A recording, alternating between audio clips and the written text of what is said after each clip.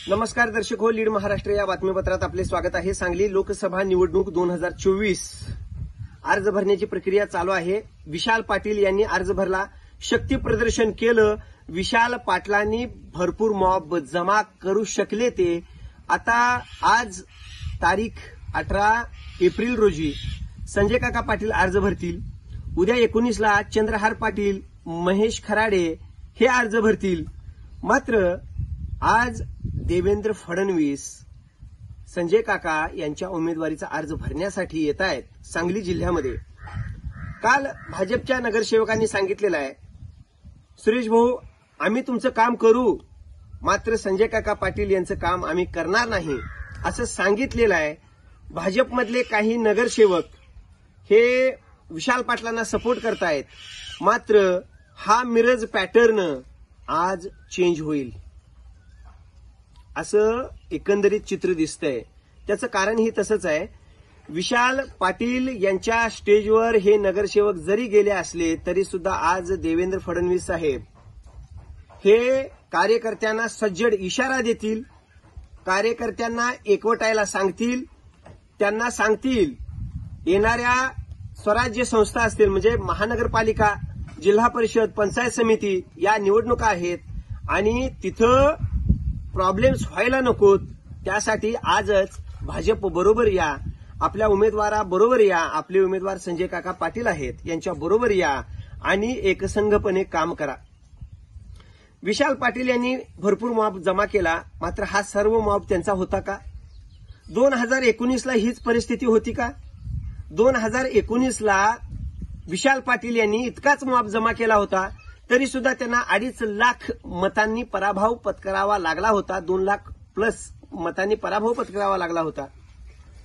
असं जरी असलं तरी विशाल पाटील यांचं शक्ती प्रदर्शन आणि महाविकास आघाडीतील नेते मंडळी यांनी स्टेजवर केलेलं शक्ती प्रदर्शन हे किती योग्य आणि किती रुचण्यासारखं आहे हे फार महत्वाचं आहे। कारण महाविकास आघाडीत काम करत असताना, महाविकास आघाडी एकसंघ दाखवत असताना संपूर्ण महाराष्ट्रात सांगलीमध्ये वेगळा विचार महाविकास आघाडी करेल का? म्हणजेच काँग्रेसचे जे मातबर नेते आहेत जसं की विश्वजित कदम, जसं की आमदार विक्रमदादा सावंत, हे विशाल पाटील यांचं अपक्ष काम करतील का हा प्रश्नच आहे। कारण महाविकास आघाडीचा धर्म विसर्जित करावा लागेल आणि नंतरच विशाल पाटील यांचं काम करावं लागेल। विशाल पाटील यांचं असं जर काम करायचं असेल तर त्यांना म्हणजे त्यांच्या मार्फत राज्यात एक वेगळा मेसेज जाईल की इथं आम्ही अपक्ष उमेदवाराचं काम करतोय आणि महाविकास आघाडी अंतर्गत काम करत नाही, असं एकंदरीत चित्र आहे। म्हणजेच पुन्हा चंद्रहार पाटील यांचं काम करावं लागेल का हे सुद्धा बघणं फार महत्वाचं आहे। शक्ती प्रदर्शनावरून मताधिक्य किती येईल हे सांगू शकत नाही। शक्ती प्रदर्शनात अनेक हौशे नवशे असतात आणि हे शक्ती प्रदर्शन होत असतं, मात्र ऍक्च्युली प्लॅटफॉर्मवर ज्या वेळेला काम करतो त्यावेळेला विशाल पाटलांना एक बाब लक्षात घेणं गरजेचं आहे आणि ती अशी आहे की विशाल पाटलांनी हे विसरता कामा नये की मागच्या वेळेला आपण 2 लाख प्लस मतांनी आपला पराभव झालेला आहे, हे विसरता कामा नये। शक्ती प्रदर्शनावर त्यांनी जाऊ नये। कोण सपोर्ट करतंय, कोण सपोर्ट करत नाही हे बघणं गरजेचंच आहे।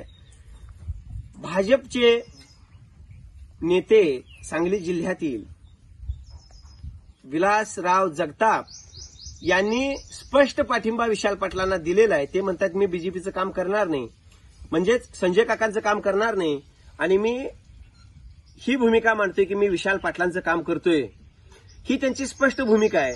मात्र महाविकास आघाडीतील नेते महाविकास आघाडीचा धर्म पाळताना असं स्पष्ट सांगतील का हे बघणं गरजेचं आहे।